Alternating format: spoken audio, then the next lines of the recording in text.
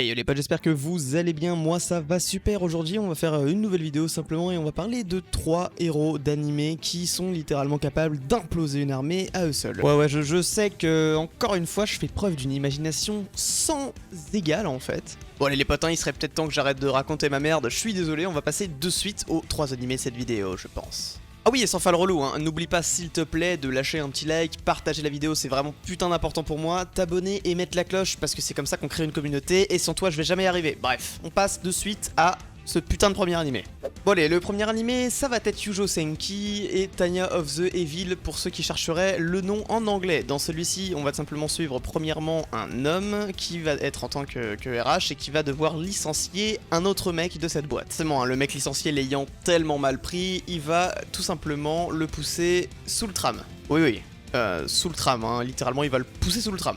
Et bien là, on pourrait penser finalement que c'est la mort de notre héros, et bien pas du tout. Le temps va se figer, et quelqu'un qui se dit être Dieu va lui proposer un dilemme, qui sera le seul à entendre d'ailleurs. Ah oui, je vous dis ça parce que voilà, il est quand même au beau milieu d'une station de métro. Enfin bref. Nous voulons donc montrer à notre héros qu'il existe bien, il va donc décider simplement de le réincarner en femme dans une époque qui serait une équivalent de la guerre mondiale qu'on a pu vivre dans notre monde à nous. Enfin bref, quelques années après, Tanya, qui a donc bien accepté d'être officiellement maintenant une femme, va décider simplement de faire carrière chez les militaires, faire carrière en tant que soldat. Et un jour où du coup elle est sur le point de mourir littéralement parce que c'est une merde sans nom, Dieu va la rappeler et lui dire voilà, si tu pries, et que tu avoues croire en Dieu, t'auras donc des pouvoirs surhumains et tu pourras niquer tout le monde littéralement. Ce qu'elle fera parce que fort logiquement, elle a pas envie de crever. Et ça je pense qu'on peut tous le concevoir. Sauf qu'elle ira beaucoup plus loin que ça puisqu'au final elle continuera à négliger l'existence de Dieu, bien qu'il ait pu lui prouver plus d'une fois. En tout cas comme je suis un mec cool, je vous mets maintenant à l'écran l'étendue de son pouvoir.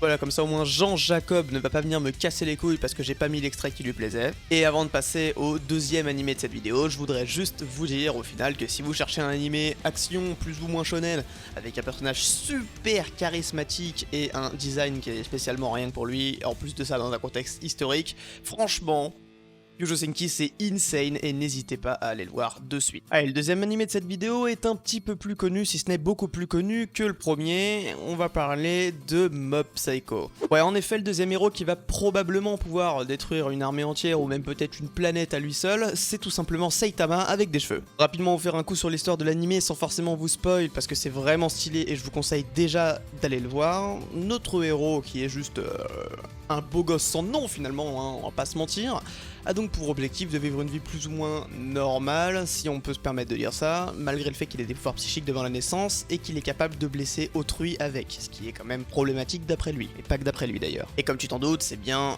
entre guillemets la trame principale de base qu'on t'a vraiment filé au tout début de l'animé. Je veux juste pas vous spoiler, mais au vu de ce que vous devez voir sur votre putain d'écran au niveau des combats qui sont littéralement démentiels, on va pas se mentir, il ne se passe pas que ça. Ce serait juste dommage de vous donner un peu toute la recette qui a fait que l'animé est un tel succès. Donc oui, un mob de l'animé, je le répète, Mob Psycho, évidemment est un personnage qui pourrait détruire une armée et bien plus quand il ne le contrôle plus ses émotions ou qu'il est plus ou moins perturbé à cause d'une mauvaise note en maths. Bon, blague de merde mise à part, on passe de suite au troisième animé de cette vidéo. Allez, le troisième animé n'est d'autre que Devilman. Et s'il vous plaît, oui, je vais vous casser les couilles avec Devilman Crybaby. Sortez-vous les doigts du cul, bordel à queue. C'est pas parce que le personnage principal est Kirito ou bien que ce soit l'autre connard de Kaneki, je vais vous demander de vous sortir les doigts et d'essayer ne serait-ce que de regarder un animé qui sort un peu du lot. Mais s'il vous plaît, sortez-vous les doigts et allez voir ce putain d'animé. Devilman Crybaby c'est tout simplement un remake de l'animé Devilman qui date donc d'il y a super longtemps où le héros va être finalement un mec plutôt cool avec une famille, des amis, une meuf, tout ce que tu veux. Sauf qu'en fait, il est Devilman, donc un démon, un mi-homme, mi-démon. Donc Akira, qui est donc bien notre héros alias Devilman, va du coup dans l'animé, sans que je vous spoil, fusionner avec un démon qui s'appellera Amon, je pense que ça peut parler à certains. Dans le monde de l'animé, les démons sont encore existants, ils dominent pas forcément le monde, mais ils existent et ils sèment la terreur et ils vont jusqu'à tuer les humains.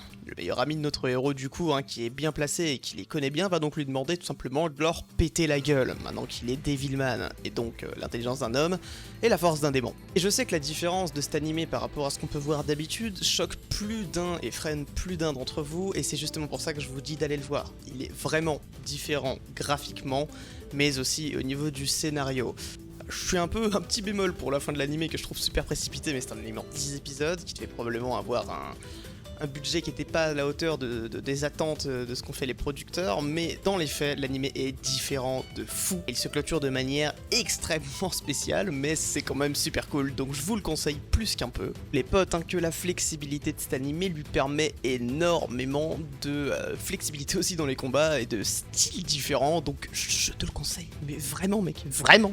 Allez, hein, je pense que moi j'en ai fait assez, je vous ai parlé de mes 3 animés. Sur ce, si la vidéo t'a plu, faut que tu laisses ton like, c'est super important, je sais que je vous casse les couilles à chaque fois avec ça, mais je vous assure que ça me fait avancer de fou. Tu partages, c'est vraiment le plus important. Si t'as un pote qui kiffe ce genre de vidéo, bordel à queue, dis-lui, montre-lui mes vidéos là, putain de toi, s'il te plaît, fais-le mec. Et surtout, abonne-toi, mets la cloche pour avoir les notifs de toutes les vidéos qui sortent le mercredi. Sur ce, je pense que j'en ai assez fait, comme je l'ai déjà dit, j'en ai assez dit. Je vous souhaite une bonne fin de journée, on se retrouve la semaine prochaine. Ciao ciao.